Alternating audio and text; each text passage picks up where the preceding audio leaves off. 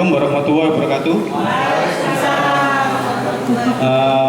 Pertama-tama saya atas nama PT GlaxoSmithKline atau yang lebih sering disingkat GSK mengucapkan terima kasih pertama kepada Dr. Wiwin Isefendi yang sudah memberikan pencerahan kepada kita semua apa itu mengenai asma. Jadi seperti yang dibilang sama Dr. Wiwin tadi, asma itu ada dua hal, yaitu yang pertama adalah terjadinya bronkokonstriksi atau penyempitan saluran pernapasan. Yang kedua adalah terjadinya inflamasi atau peradangan. Kemudian yang pasti hari ini saya mengucapkan terima kasih juga kepada para dokter dan juga para medis yang sudah meluangkan waktunya sehingga bisa menghadiri acara produk presentasi pada kesempatan kali ini. Untuk selanjutnya kami dari tim GSK akan mencoba bukan presentasi tapi share, karena mungkin di rumah sakit Wates Husada sudah ada alat yang seperti ini, namanya nebulizer. Alat ini kan sangat penting karena kalau alat ini rusak tentu tidak bisa membantu menangani pasien-pasien asma. Nah, pada kesempatan kali ini saya akan mencoba untuk memperagakan bagaimana sih cara merawat alat nebulizer ini sehingga lebih awet. Jadi yang dulunya mungkin hanya bertahan cuma 1 atau 2 tahun, dengan saya peragakan nanti mudah-mudahan bisa sampai bertahan lebih dari itu, sehingga manfaat yang dirasakan oleh pasien juga akan lebih banyak pasien yang merasakan manfaatnya. Oke, yang pertama seperti disebutkan sama Dr. Wiwin tadi, bahwa asma itu ada dua hal. Yang pertama itu adalah terjadinya bronkokonstriksi, di mana penata laksanaannya memang harusnya diberikan beta 2 agonis. Mungkin para bapak, ibu dokter dan para medis sudah mengenal, kita punya namanya Ventolin Nebulis. Jadi Ventolin Nebulis ini isinya adalah 2,5 mg salbutamol yang dilarutkan dalam 2,5 ml NaCl isotonik. Jadi kalau mengacu di sini tentunya para dokter dan para medis semua obat Ventolin itu tidak perlu diencerkan lagi, karena ini sudah ada NaCl isotoniknya. Jadi NaCl isotonik itu mungkin kalau para dokter dan para medis ketahui adalah piset. Kemudian yang kedua, untuk menangani inflamasi atau peradangannya seperti yang dibilang sama Dr. Wiwin, kita punya zat aktifnya adalah fluticasone propionat, dan kita punya nama dagang yaitu Glixotet Nebus. Glixotet Nebus ini isinya 0,5 mg fluticasone propionat yang dilarutkan dalam 2 ml NaCl. Dan kedua obat ini sudah masuk dalam BPJS. Jadi bahkan sudah bisa diorder melalui e-purchasing atau e-katalog. Nah, tentu saja obat ini tidak akan ada manfaatnya kalau tidak ada alat namanya nebulizer. Nah, di pasaran nebulizer itu ada dua macam. Yang pertama itu adalah jet nebulizer yang seperti ini. Jadi suaranya agak kasar seperti ini ya. Suaranya kasar. Terus yang kedua itu adalah ultrasonik. Jadi ultrasonik itu tidak ada suaranya. Kemudian uap yang dihasilkan juga lebih banyak. Cuman di sini ada kelebihan dan ada kekurangannya. Kalau jet nebulizer, kelebihannya pasti harganya murah. Bahkan yang produksi Cina, mohon maaf, itu 400.000 udah dapat. Tapi kalau yang ultrasonik harganya jutaan. Kemudian kalau jet nebulizer itu bisa memecah partikel steroid. Jadi ini bisa dipecah dengan alat yang jet nebulizer. Tapi kalau yang ultrasonik meskipun harganya mahal, dia itu tidak bisa memecah partikel steroid. Jadi kalau obat ini dimasukkan ke dalam yang ultrasonik, cairannya kan habis berganti dengan obat, tapi nanti di dalam mangkok obatnya ini akan ada kayak sisa-sisa kristal seperti garam menempel di sini.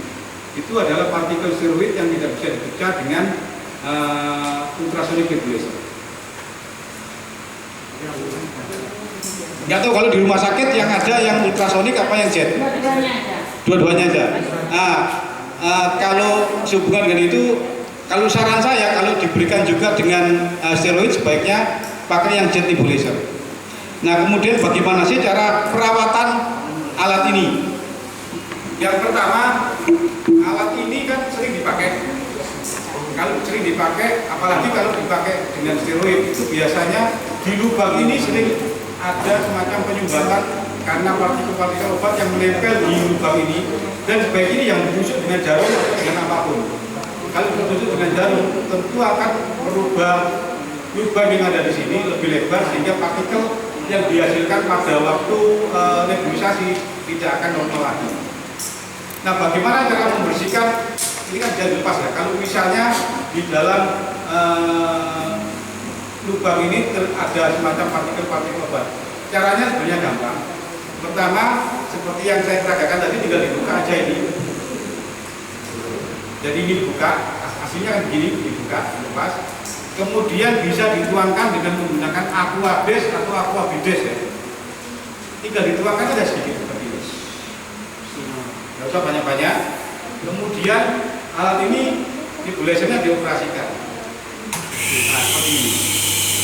Tinggal digoyang-goyangkan. Tujuannya di sini adalah partikel atau sisa obat yang masih tertinggal di lubang akan terdorong keluar. Nah, itu yang pertama yang paling sering terjadi, seolah-olah alatnya rusak karena uapnya kan nggak bisa keluar. Padahal hanya karena ada sisa partikel obat yang ada di lubang ini. Itu yang pertama. Yang kedua yang paling sering terjadi juga, mungkin bisa dicek nanti di nebulizer, di UGD atau di ruangan. Yang paling sering itu di pipanya ini sering ada gelembung udara atau gelembung air. Nah, itu yang membuat udara yang ada di sekitar kita nggak bisa dikompres ke sini secara normal, sehingga seolah-olah alatnya ini buntu. Nah, bagaimana cara membersihkan atau menghilangkan gelembung udara atau gelembung air itu ini dilepas. Jadi ini bisa dilepas seperti ini. Masih tetap sama, alatnya dioperasikan, tapi ini ditutup dulu seperti ini. Ini dioperasikan, terus dilepas. Nah, nanti itu secara otomatis gelembung udara atau gelembung air itu akan naik, bahkan kami bisa lepas keluar, sehingga alatnya akan bisa normal lagi digunakan. Jadi setelah tadi membersihkan sisa partikel obat yang ada di mangkok obat, kemudian menghilangkan gelembung udara atau gelembung air yang ada di selangnya. Yang ketiga yang paling sering terjadi itu adalah di semua alat nebulizer itu ada namanya filter. Filter itu untuk menyaring udara dari luar yang akan masuk ke dalam saluran pernapasan pasien. Kalau di alat ini filter terletak di situ. Ini bisa dilepas. Kalau alat nebulizer itu sering dipakai, filternya ini akan berwarna hitam karena kotor. Nah, bagaimana cara membersihkannya? Cukup filternya diambil, kemudian dituang atau dibersihkan di air keran. Dibersihkan. Kalau ingin cepat kering, sama juga alat ini bisa dioperasikan. Kemudian ini diambilkan seperti ini. Nah, sehingga lebih cepat kering dan lebih bersih. Kalau sudah dimatikan, kemudian dimasukkan lagi. Sebenarnya prinsipnya sangat mudah memelihara alat ini. Hanya karena selama ini kan kita nggak tahu ternyata belum begitu ada dalam pembukaan. Jadi kalau yang kita bilang tadi bahwa Glaxo punya dua sediaan obat untuk penata laksanaan asma akut atau asma yang datang dalam keadaan serangan. Yang pertama tadi adalah Ventolin, yang kedua itu Lixotype. Coba balik ke Ventolin tadi. Yang dosisnya. Nah ini. Nah ini. Dosis yang kita anjurkan dan sudah disetujui sama Balai POM itu adalah untuk anak-anak dan dewasa sama. Jadi untuk anak-anak dan dewasa dosis awalnya adalah 2,5 mg atau 1 nebus. Jadi kalau ini bukan nanti kita ada 1 nebus, tapi dosisnya bisa ditingkatkan menjadi 5 mg atau 2 nebus. Kemudian pada orang dewasa dosisnya bisa diberikan sampai 40 mg per hari atau 16 nebus. Tapi harus dengan pengawasan ketat di rumah. Sedangkan kalau untuk Lixotype-nya,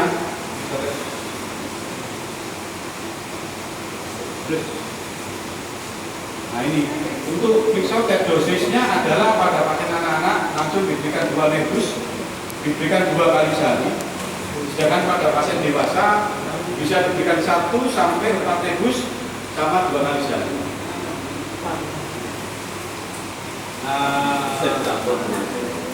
Keuntungannya Ventolin sama Bixotet bisa langsung dicampur dalam alat, jadi bisa Ventolin dituangkan ke sini, Bixotet juga dituangkan, kemudian diberikan ke pasien. Cuman anjuran kita kalau pasien tersebut datang dalam keadaan serangan akut sesek, yang paling utama yang dipentingkan adalah bagaimana caranya agar pasien tersebut bisa bernapas dengan lega dulu. Jadi karena itu anjuran kita kasih Ventolin dulu.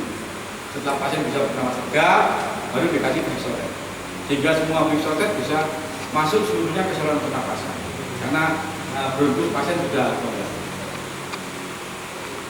itu barangkali yang bisa saya sampaikan. Mungkin ada pertanyaan sebelum dilanjutkan sama Pak Pram, mungkin dengan preparat yang lain. Iya, barangkali ada pertanyaan. Yang penting di UGD atau di ruangan yang lainnya.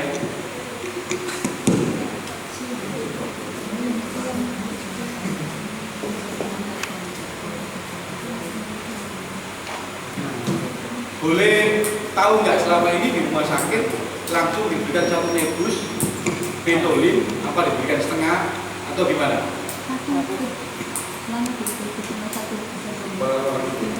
Biasanya pemberiannya gimana? Kalau misalnya pasien anak-anak.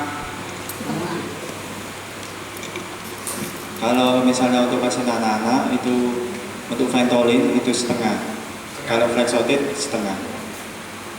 Pertimbangannya apa Mas, kalau setengah?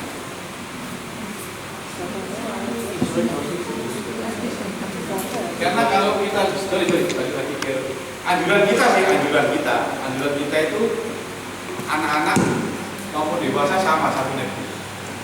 Pertimbangannya kenapa kalau pasien anak-anak itu nggak semua obatnya masuk ke saluran pernapasan. Karena anak-anak kan harusnya menghirup, tapi karena biasanya anak-anak itu nangis, lebih banyak obat yang keluar. Sebenarnya sih permasalahannya bukan situ, cuma sisa yang setengah dimanakan. Nah itu sebenarnya yang jadi permasalahan di situ. Apa dikasihkan ke orang tua pasien, apa disimpan di rumah sakit. Kalau misalnya masih sisa itu disimpan lagi atau dibawa pulang untuk pasiennya lagi. Kalau misalnya punya alatnya di rumah. Sebenarnya ya kalau dibawa pulang orang tua pasien kita nggak anjurkan, karena kita kan nggak tahu obat ini dikasihkan orang tua pasien langsung dibawa pulang. Orang tua pasien itu mungkin mau beli susu atau mungkin belanja dulu. Nah, obatnya kan ditaruhnya nggak aman, bisa taruh di tas, ditinggal di mobil, sementara mobilnya kena panas, apa yang terjadi? Maka ada reaksi di obat tersebut. Nah kalau anjuran kita sih sebaiknya langsung diberikan semua 1 nebus. Kalau anjuran kita sih, karena dosisnya tadi kan seperti yang disetujui POM, 1 nebus baik dewasa maupun anak-anak. Tapi kalau memang di rumah sakit SOP-nya seperti itu ya monggo. Cuma anjuran kita seperti itu.